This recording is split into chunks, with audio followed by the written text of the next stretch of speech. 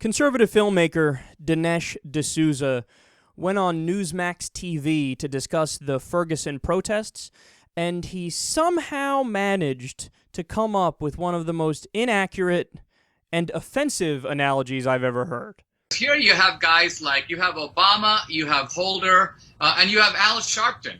Now, can a cop acting under the exigencies of his job expect justice if those three guys were deciding the outcome? I mean, it seems really clear that they are fostering an atmosphere in Ferguson that basically goes, let's declare that this guy is probably guilty, and let's see what we can do to put him up against the wall. The idea that he would get impartial justice is becoming highly questionable. So this has become a real problem. Now, historically, blacks have faced this problem, and it looks like what we're seeing is a kind of complete flip, so that we're going from one set of injustices to another. And that's, what the common thread between ISIS and what's going on in Ferguson is you have these people who basically believe that to correct a perceived injustice, it's perfectly okay to inflict all kinds of new injustices, behead guys who had nothing to do with it, go and loot shops from business owners who were not part of the original problem whatsoever, and all of this is then licensed by the left and licensed to some degree by the media.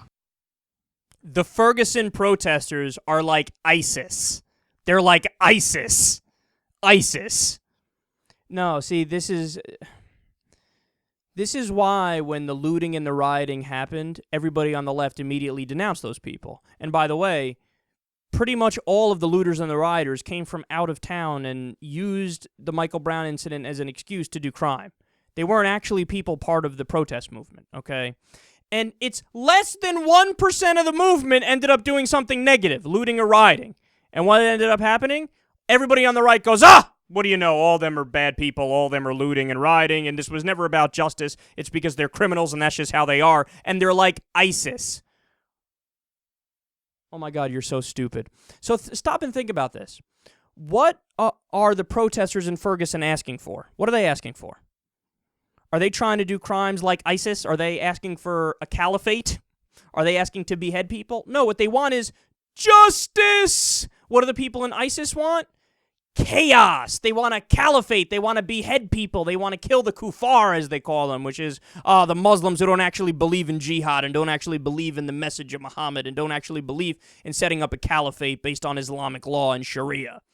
Okay? There could not be two more different groups than that.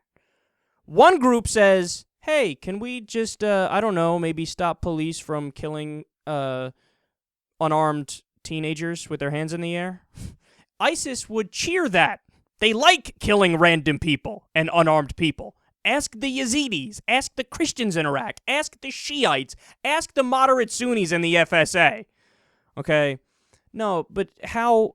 Not only is him saying that offensive, and look, I hate using that card because I think it's such a silly word, like, oh, I'm offended. What does that even mean? Like, I'm telling you don't speak because I don't like the way it sounds?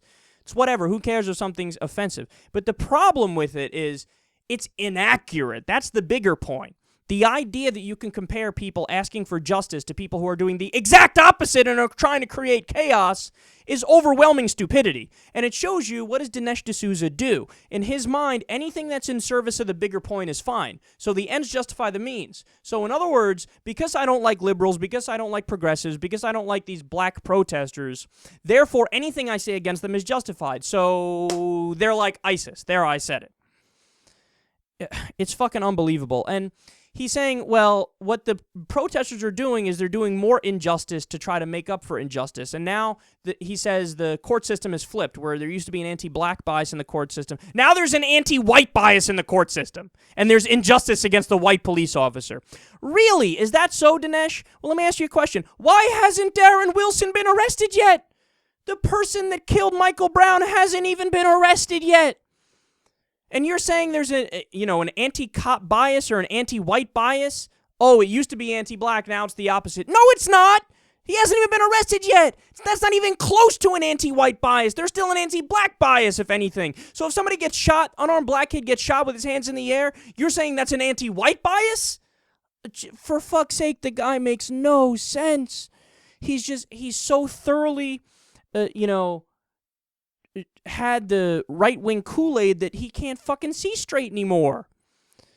I mean, comparing peaceful protesters who just want justice, okay? Also, they want to demilitarize the police and get them to stop acting like an invading army. To get people with legitimate grievances and turn them into arguably the worst terrorist group in existence today, ISIS, shows you that Dinesh D'Souza's entire mindset and ideology is fundamentally irrational.